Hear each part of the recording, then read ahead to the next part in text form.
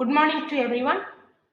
I am Dr. R. Gandhimadi, Professor, Department of Pharmaceutical Chemistry and Analysis, School of Pharmaceutical Sciences, Wales Institute of Science, Technology and Advanced Studies, Pallavaram, Chennai. In this presentation, I am going to share some inputs about chemistry and clinical aspect of the oral hypoglycemic agents. Oral hypoglycemic agents. This term itself give you a very good explanation about these are the drugs which are administered orally and that lower the elevated blood glucose level. Oral hypoglycemic agents used in the treatment of type 2 diabetes mellitus. So this diabetes mellitus, this term is highly related to the blood glucose level.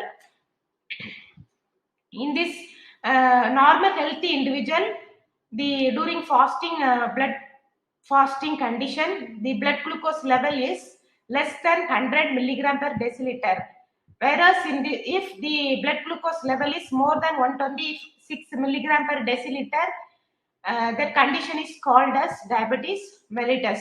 So the diabetes mellitus is described as chronic hyperglycemia with disturbance of carbohydrate, fat and protein metabolism resulting from defects in insulin secretion, insulin action or both. The symptom of diabetes mellitus include thirsty, polyuria, blurring of vision and weight loss.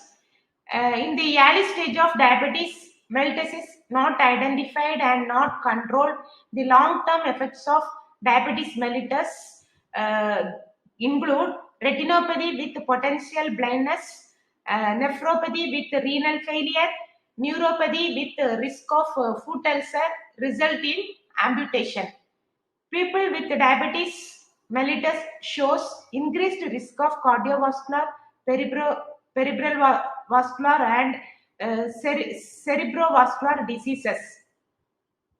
The diabetes mellitus cannot be treated, but it can be controlled or managed by the use of oral hypoglycemic agents. The diabetes mellitus is it should be managed or controlled in order to avoid the diabetes related other comorbidities such as cardiovascular, peripheral vascular and cerebrovascular diseases. The type of diabetes mellitus. In this presentation, we are going to have a elaborated information about the type of diabetes mellitus. Many type of diabetes mellitus is identified, but these are the diabetes mellitus mostly reported in the clinically. Type 1 diabetes, three types are mostly clinically reported type of diabetes: type 1, type 2, and gestational diabetes mellitus. Type 1 diabetes mellitus is called IDDM, which is insulin dependent diabetes mellitus. Type 2 diabetes mellitus, that is NIDDM, which is called non insulin dependent diabetes mellitus. And third type of diabetes mellitus is gestational diabetes mellitus. The type 1 diabetes mellitus, uh, it is mostly observed in the children and young adult. In this type of diabetes mellitus, absence of secretion of insulin from beta cells of pancreas is observed, and it is found that 5% to 10% of cases are reported for the type 1 diabetes mellitus.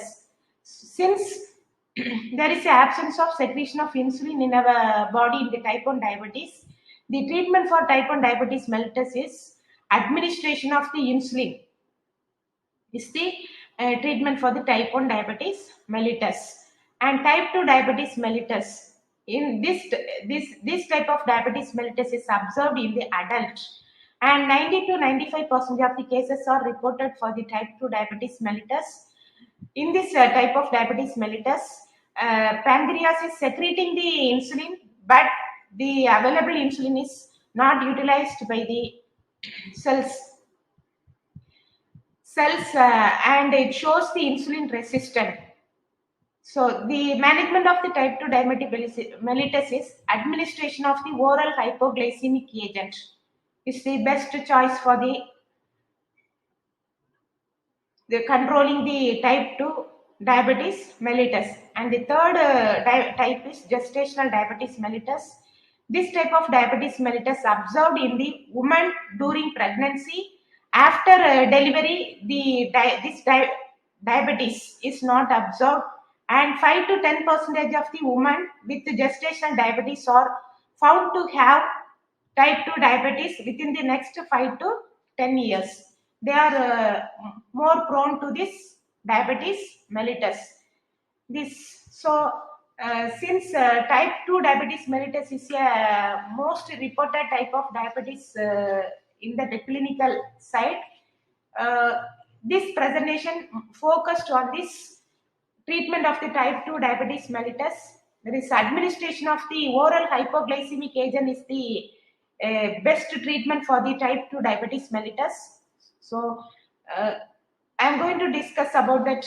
What are the classification of the oral hypoglycemic agents?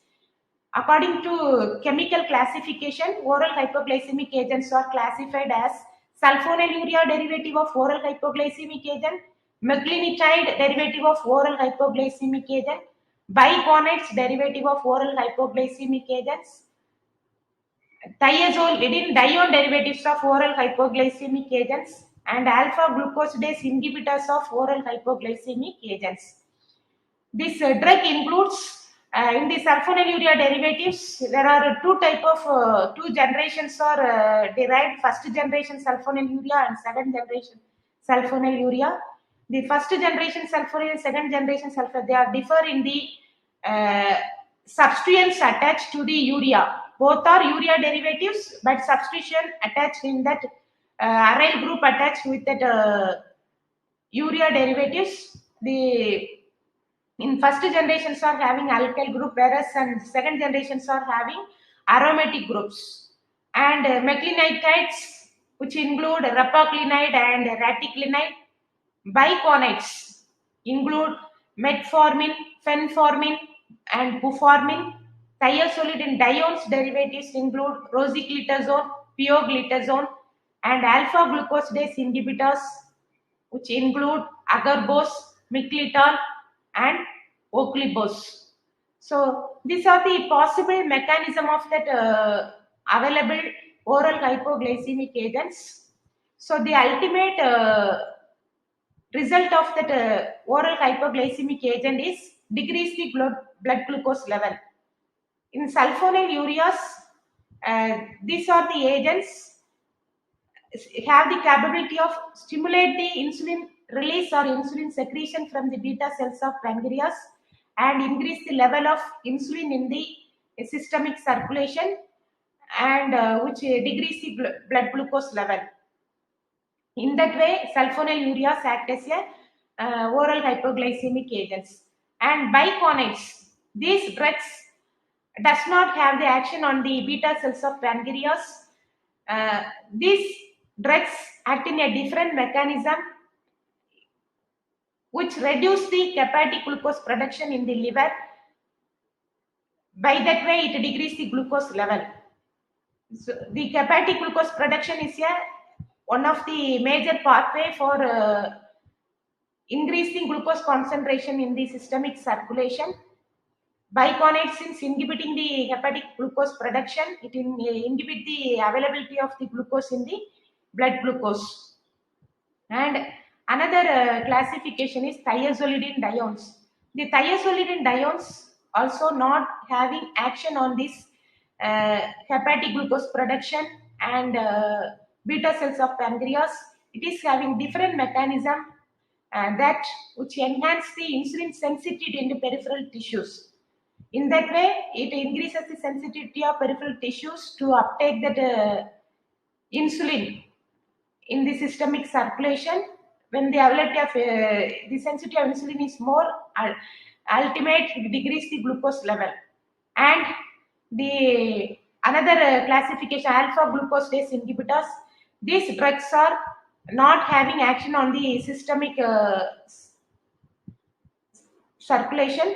These drugs slows the intestinal absorption of carbohydrate. Uh, how it slows intestinal absorption means the alpha glucosidase. This is one of the enzymes which are present in the intestine, which help for the absorption of the diet through absorption of the carbohydrate in the diet.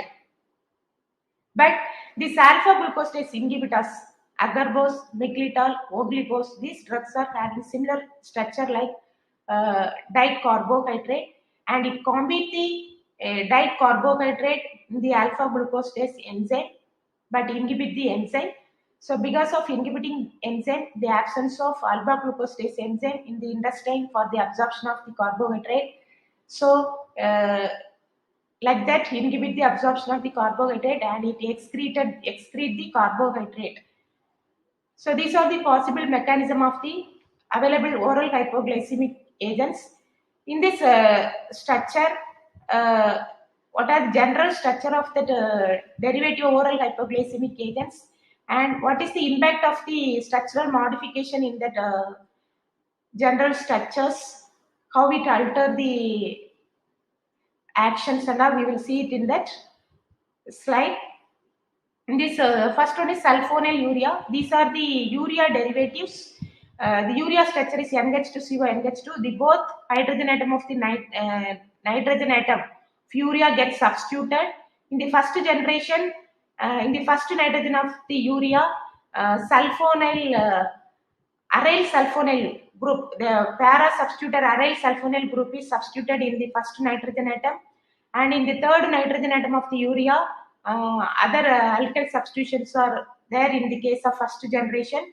In first generation, the both substitution is alkyl group.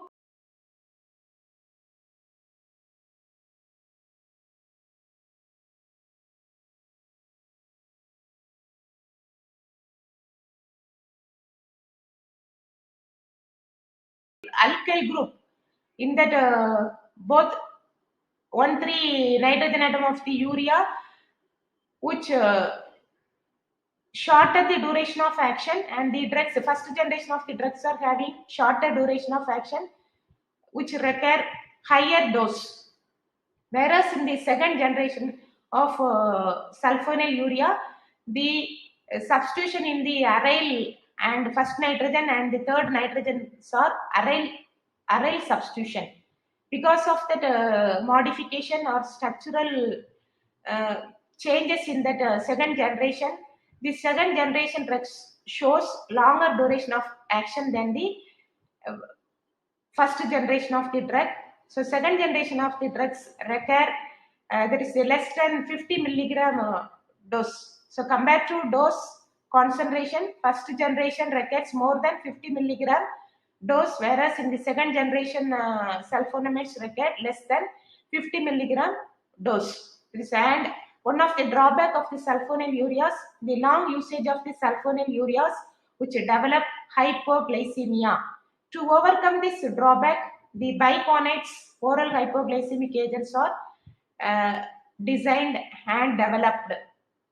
In this biconates, which include metformin, fenformin, and buformin, these drugs are designed to treat type 2 diabetes mellitus with an weight reduction and absence of significant hypoglycemia. So, uh, first, when they start the treatment for the diabetes, they will start with the sulfonylurea. Once it develop the hypoglycemia, they will go for that biconates. These biconates are mostly preferable for the obese diabetic patient. Next, another classification is thiazolidine dione. So these drugs are thiazolidine dione. This is a 5-member ring which contains sulfur and nitrogen atom in the 1,3 position, and with the dione group in the third and fourth. So we can chemically, it is a derivative of thiazolidine 2,4 dione with substitution in the fifth position. Based on the substitution in the fifth position, the thiazolidine diones show significant activity difference in that hypoglycemic action. So these are these references I have referred for preparing the presentation. I hope that this presentation may help you for understanding about that basic chemistry and clinical point of that oral hypoglycemic agents. Thank you so much.